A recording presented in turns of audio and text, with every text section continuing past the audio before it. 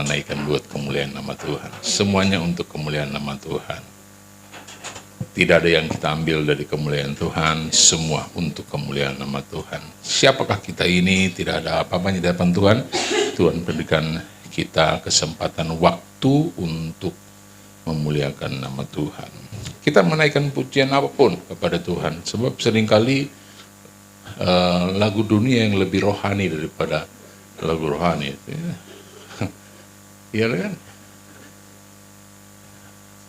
Dan ku tak bisa jauh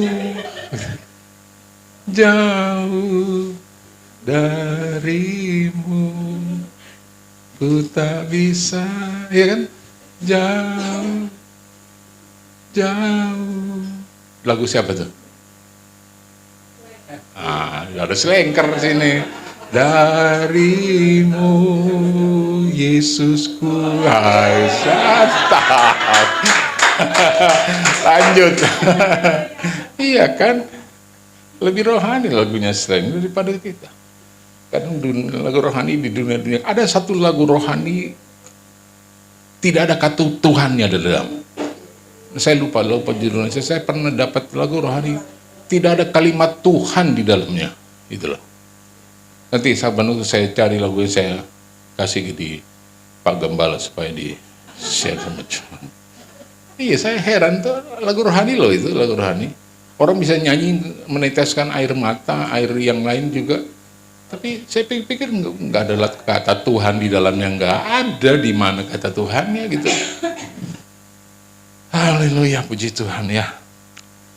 Hari-hari ini makin seru dunia ini ya. Tetap firman Tuhan katakan berjaga-jagalah karena kedatangan hari Tuhan semakin hari semakin dekat. Puji Tuhan. Mari saudara kita buka dalam Injil Matius pasal yang ke-6.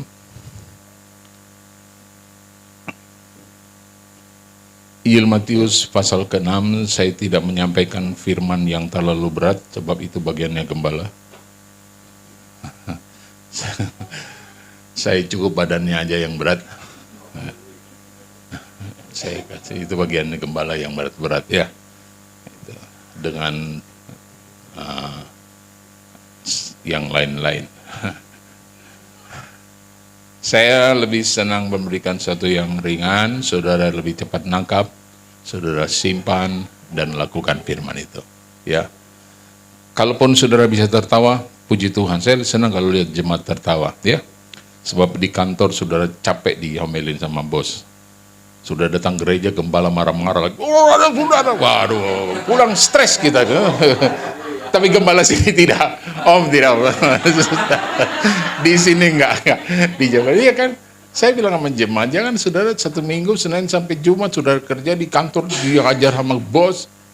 Sudah datang gereja dengan pengen mendapatkan sukacita dari Tuhan, sampai hamba Tuhan hanya udah bertobat. Aduh, pulang gereja di kantor dimarahin, di gereja dimarahin. Bagaimana saudara ya? Puji Tuhan ya. Tuhan Yesus memberkati. Matius pasal 6. Injil Matius pasal 6. Ini sebenarnya ayat yang saya berikan kepada saudara, ayat hafalan sekolah minggu. Di sekolah minggu, di dewasa, di luar kepala. Saking di luar kepala saudara lupa. Ya. Matius pasal 6 ayat 33.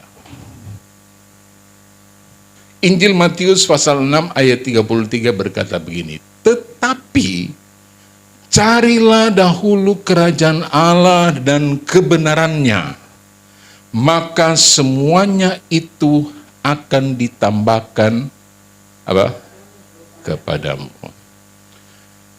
Saya ulangi.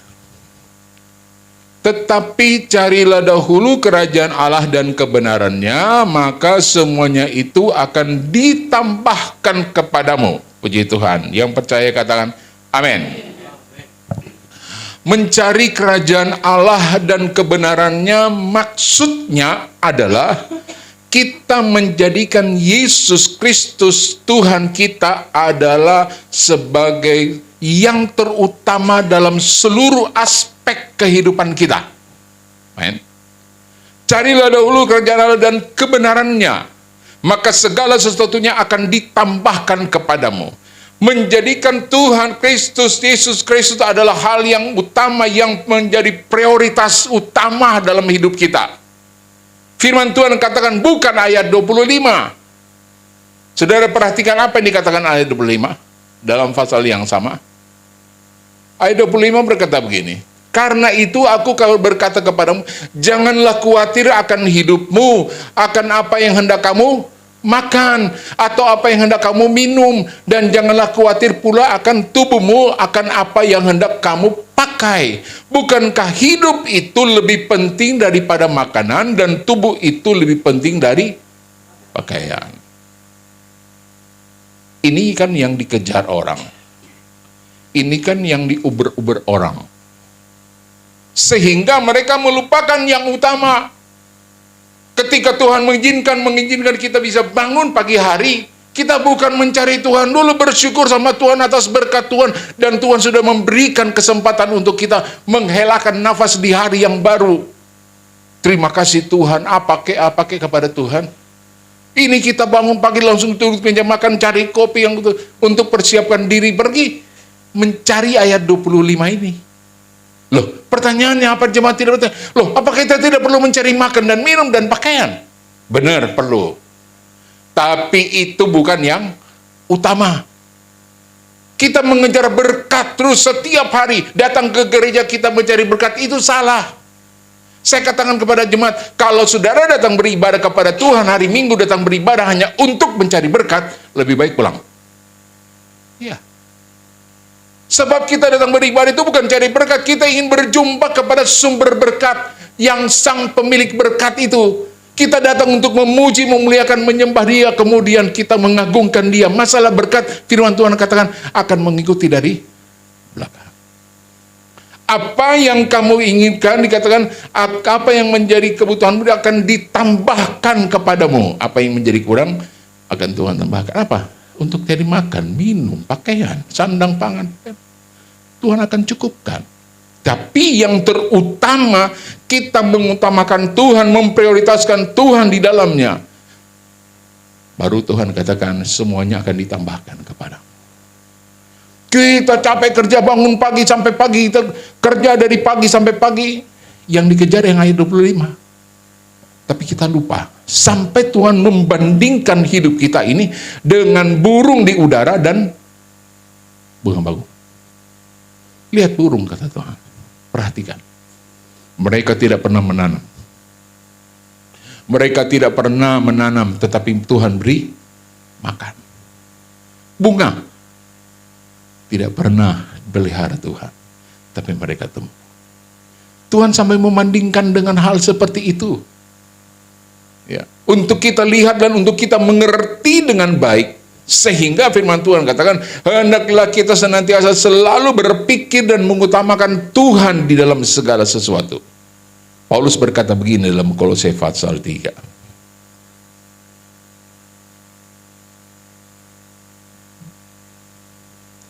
Paulus berkata di dalam Kolose pasal 3 ayat pertama dan ayat yang kedua. Karena itu kalau kamu dibangkitkan bersama dengan Kristus, kalau kamu dibangkitkan bersama dengan Kristus, apa dikatakan? Carilah perkara yang di atas, bukan di mana Kristus ada duduk di sebelah kanan Allah. Ayat kedua, pikirkanlah perkara-perkara yang di atas, bukan yang di bumi. Kita kan bangun pagi mikir nih, besok makan apa nih? Ini hari makan siapa nih? Itu kan. Ya kan? Mikirnya begitu. Kan? Siapa yang mau dimakan hari ini? Mikir kita. Iya kan? Padahal firman Tuhan katakan sudah disediakan oleh Tuhan. Saya, istri saya orang Tionghoa. Saya orang Manado. Punya prinsip yang berbeda. Orang Tionghoa, ada yang orang Chinese, mohon maaf. Alhamdulillah. Orang Cina, orang Tionghoa, kalau dapat 10.000 hari ini, Ini kata ibu mertua saya, pakainya habiskan hari ini 1 rupiah. Oh, mateng nggak loh? Ya kan? Dapat 10.000 hari ini, habiskan 1 rupiah. Kata Bapak Yusuf Hamka, dapat 100.000, pakainya 10 rupiah hari ini. Gimana dia ngomong kaya? 100.000 pakai 10 rupiah, sisa berapa? Ngitung kalkulator. Ya, ya. Sebab pemikiran istri saya bilang sama istri saya, kita biar berbeda. Kalau kamu berpikirnya begini, kalau dapat uang hari ini, dia berpikir bagaimana? Besok bagaimana? Ya kan? Kalau orang Manado beda, bagaimana besok? Ya, kalimatnya sama, pengertiannya beda. Betul tidak? Betul. Saudara yang bilang betul ya? Iya kan? Kalau orang Tionghoa bilang begitu, kalau dapat 100.000 hari ini, jangan dihabiskan, sebab besok bagaimana? Kalau orang Manado tidak, dapat 100.000 hari ini, habisnya 150.000.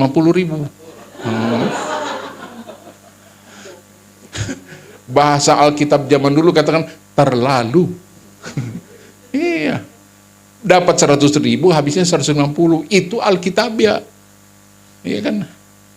Kalau orang Tionghoa bilang, bagaimana besok bagaimana? Kata orang benar bilang tidak. Bagaimana besok? Itu Alkitabiah. Kenapa? Firman Tuhan katakan, kesusahan sehari untuk sehari. Pikirkan hari ini. Yang masalah besok, kesusahan yang lain lagi. Jangan dipikirkan. Iya kan? Besok belum tahu bagaimana. Kita belum berpikir besok bagaimana. Sampai tahu besok dapat berkat lebih, ya kan? Alkitabiah itu. Besok bagaimana besok lah. Ya. Hari ini pakai sudah. Jangan pakai 100.000, pakai 10 rupiah. Aduh. Ibu-ibu paling Jepang tepok jidat dia. Ya. Apalagi kalau sudah ke pasar kan dia bingung. Bawa uang 100.000, pulang belanjaan sekarang berapa? Aduh, baru banyak belanjaan nih pulang. Saya tiap hari yang terisi saya ke pasar. Sebelum ke pasar kadang mampir ke ATM ambil uang. Habis belanja dia bilang, susah ya ke pasar. Kenapa? Tidak pernah uang sisa. Bisa enggak nih kapan-kapan ada pemerintah yang baru, kalau ke pasar kita ambil-ambil aja nggak usah bayar. Saya bilang tunggu engkong lu jadi presiden. Lu boleh ke pasar ambil-ambil aja nggak usah bayar gitu loh. Sekarang juga bisa, saya bilang lu masuk dalam ambil-ambil aja gitu, nggak usah bayar, cuman di luar tunggu satpam. Iya kan? Sepertinya itu orang berusaha mencari makan dan minum, itu akhir zaman. Tuhan ingatkan dari sedemikian jauh sebelumnya, carilah dahulu kerajaan Allah, maka segala sesuatunya akan ditambahkan kepadamu. Kita bersyukur pada kehidupan kita sebagai orang percaya. Jadi hal yang pertama yang harus kita cari dalam kehidupan kita, yang pertama dan yang terutama yang kita cari adalah kerajaan Allah. Amin. Apa itu kerajaan Allah? Itu pertanyaannya. Loh, bicara kerajaan Allah, jadi bicara kerajaan Allah itu apa sih? Oke. Kerajaan Allah yang saya catat dan saya dapatkan adalah sebuah istilah yang digunakan atau digambarkan dalam firman Tuhan sebagai suasana damai sejahtera, kenyamanan, sukacita yang abadi, yang dirindukan dan didambakan oleh semua orang percaya. Amin. Ada sukacita, ada damai sejahtera. Di mana? Dalam diri kita, dalam rumah tangga kita, dalam pekerjaan kita, dimanapun kita berada. Suasana damai sejahtera, kenyamanan, sukacita yang daripada Tuhan. Itu bukti kerajaan Allah ada dalam hidup saudara. Bukan kita kerja keras sampai lelah-lelah mencari apa yang kita butuhkan. Tidak salah saudara mencari apa yang saudara butuhkan. Sebab itu sudah hukum firman Tuhan. Untuk kita bekerja, mendapatkan upah untuk kita hidup. Tetapi jangan lupa sang pemberi berkat dalam kehidupan kita. Kita harus berdoa kepada Tuhan, mengucap syukur kepada Tuhan. Berapa banyak kita yang bangun pagi, kita berdoa dan berterima kasih kepada Tuhan? Berapa banyak? Berapa banyak orang yang begitu pagi, bangun pagi berdoa, kemudian dia menyampaikan seluruh rangkaian permintaan kepada Tuhan seperti list belanja saudara di supermarket. Iya kan? Maka tidak salah saya baca firman Tuhan. Tuhan katakan, hendaklah engkau berdoa seperti demikian. Bapa kami yang di surga, dipermuliakanlah kiranya namamu. Datanglah kerajaanmu. Baru kemudian saudara berminta, berikanlah kami pada hari ini makanan kami yang secukupnya. Iya kan?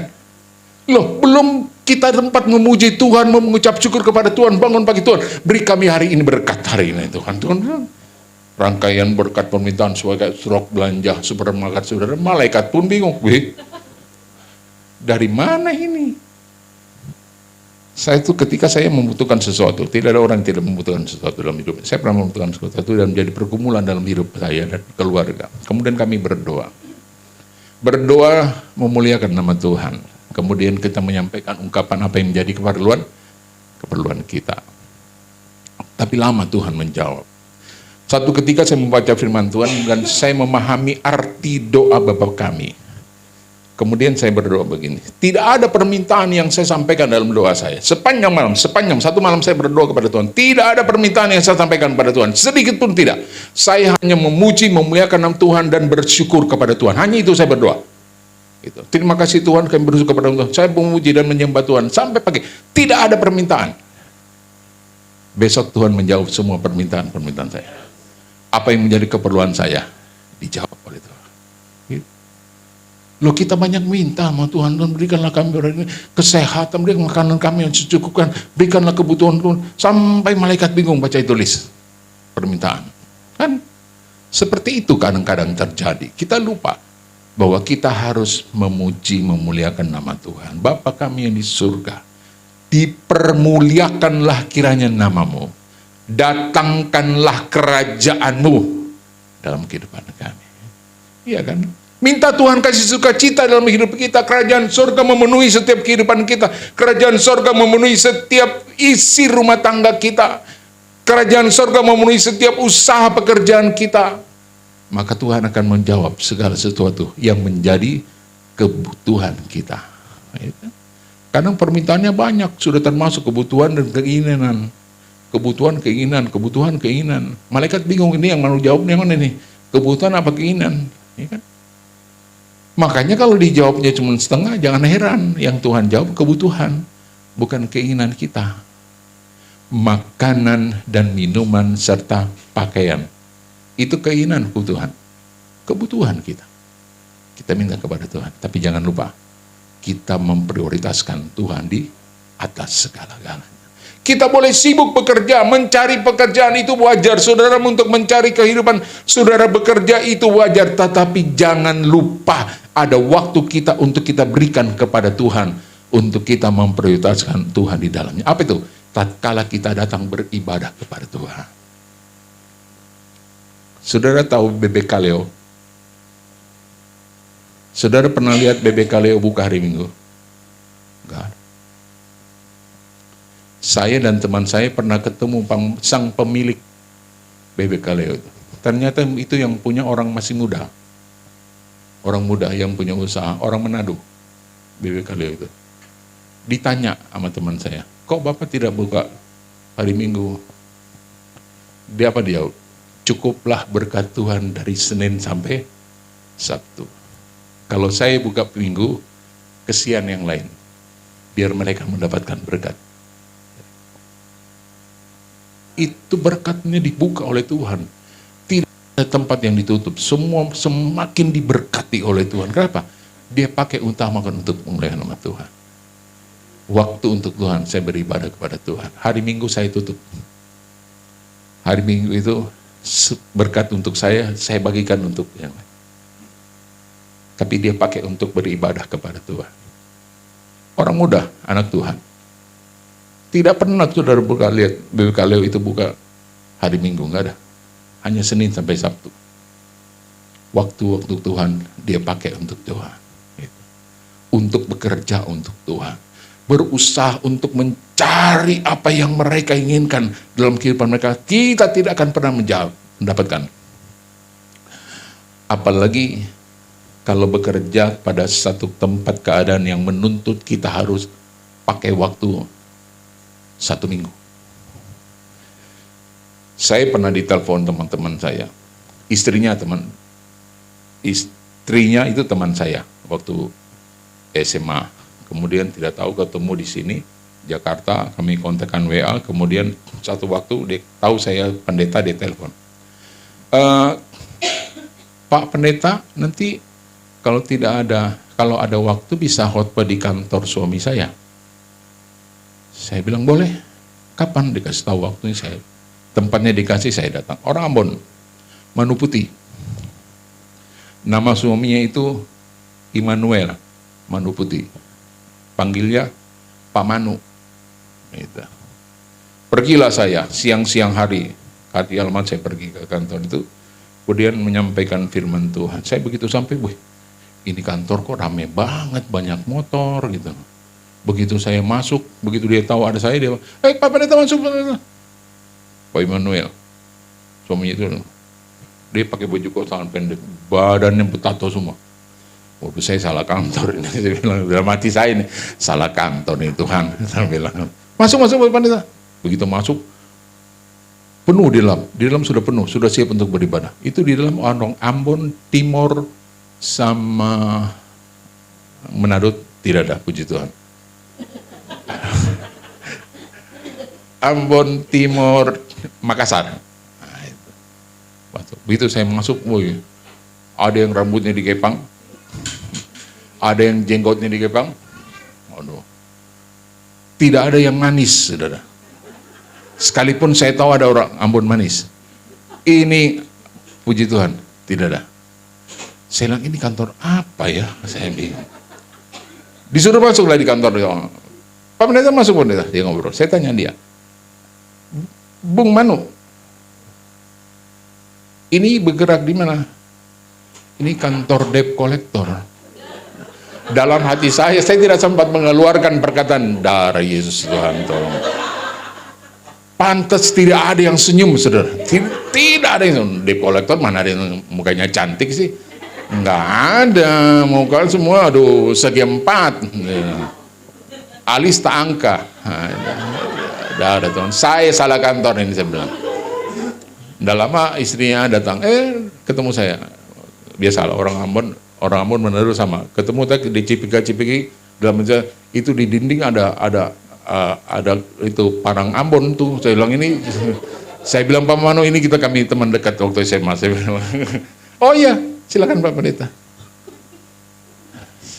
Kebiasaan saya kan sering kasih ketawa. Saya buka dengan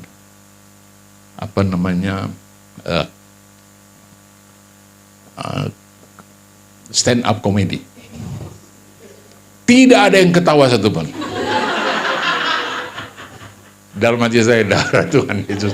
Saya mau cari di mana ayat yang bisa bikin dia ketawa, tidak? Ya kalau debt collector ketawa kan susah, ya kan? Oh sudah, saya tidak apa-apa. Saya mau diundang lagi berikut, tidak diundang silakan. Saya katakan begini, sebagai debt collector, saya memberanikan diri. Mari kita menagih dengan kasih. Maksudnya darah Tuhan dengan kasih, maksudnya jangan bentak-bentak orang kalau nagih, ya kan? Biasakan kita dengan kasih, itulah. Dia bayar puji Tuhan, tidak bayar puji Tuhan, doain, saya bilang, iya kan? Tidak ada yang ketawa, saudara. Minggu depan tidak diundang lagi. Tidak diundang lagi, ya. Tapi beberapa bulan kemudian diundang masuk, datang. Saya menyampaikan firman Tuhan. Satu waktu, saya kalau hari Sabtu tidak suka keluar, saya kemudian keluar, pergi cuci mobil, kemudian di jalan hampir nabrak orang naik motor. Kemudian dia pukul mobil saya, berhenti lu. Dalam hati saya, waduh, Tuhan Yesus tolong. Kecil, orangnya kecil, tapi orang Ambon. Saya tahu dia orang Ambon. Saya pikir ini ketemu Ambon Manado, Saya turun, dia marah-marah saudara. Kayak Pak Andreas lah badannya, tapi bukan Pak Andreas loh. Kamu bawa mobil. Saya bilang, Bung, saya tahu dari Manado, saya bilang, Bung, ingat ya, di Alkitab itu Daud bisa mengalahkan Goliat. Ya, sebab dia kecil, saya lebih besar.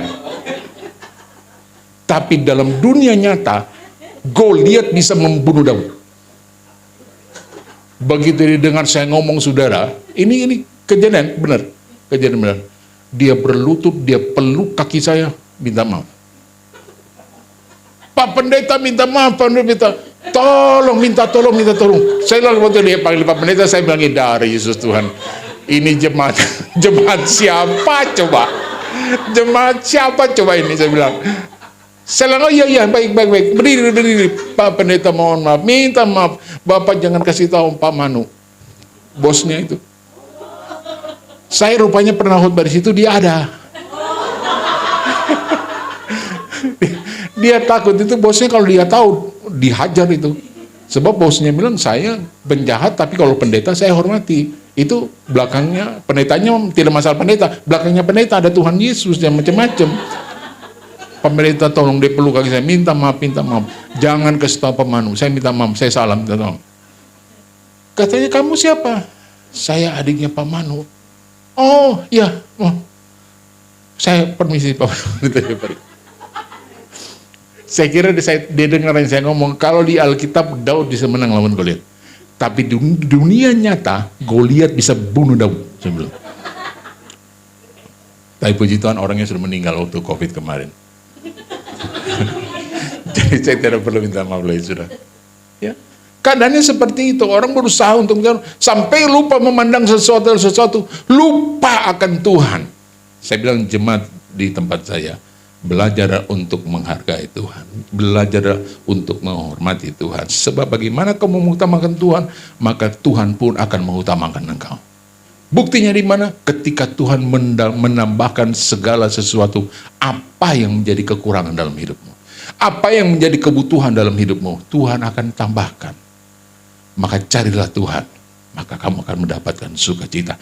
Carilah Tuhan. Saudara bayangkan kalau di rumah itu sudah tidak ada sukacita.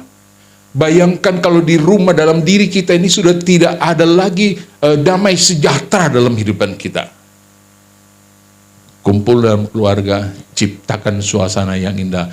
Makanya suami istri, keluarga membentuk dan seringlah mengadakan apa yang namanya quality time. Ya. Ini Pak Gembala lagi manggil dan quality time dengan keluarga. Ya. Bagus. Saya kan kalau dengan istri saya keluar berdua, kasih tinggal anak-anak di rumah. Kami berdua keluar, pergi makan sama-sama. Jadi tidak ada kesibukan lain. Sama-sama menjaga. Kalau keluarga suami istri tidak mempunyai damai sejahtera, bagaimana dapat kita membagikan anak-anak? Bagaimana itu bisa tumbuh dalam keluarga, dalam rumah tangga? Enggak ada. Harus dalam diri kita sendiri. Kita ciptakan kerajaan Allah itu berdiam dalam kehidupan kita. Maka saya percaya dan yakinkan kepada saudara, berkat Tuhan itu akan datang untuk memenuhi setiap kehidupan kita. Karena itu adalah janji Tuhan dalam kehidupan kita. Carilah dahulu kerajaan Allah dan kebenarannya. Utamakan Tuhan dan kebenaran firman Tuhan.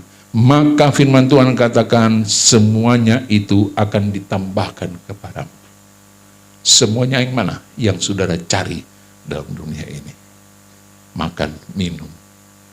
Apalagi pakaian. Keperluan kita, kebutuhan kita, Tuhan tambahkan. Saudara tidak akan perlu capek-capek untuk cari sesuatu. Tuhan akan berikan. Kalau saudara mengutamakan Tuhan, ibadah kepada Tuhan, berdoa kepada Tuhan, maka Tuhan pun akan mengutamakan saudara ketika saudara berdoa kepada Tuhan. Ya, saya percaya biarlah senantiasa berkat Tuhan selalu memenuhi setiap kehidupan saudara dan saya, sehingga kita ada damai sejahtera dalam hidup kita. Damai sejahtera, sukacita memenuhi kehidupan saudara dan saya. Kerajaan surga berdiam dalam rumah tangga saudara, berdiam dalam pekerjaan saudara, berdiam dalam usaha saudara.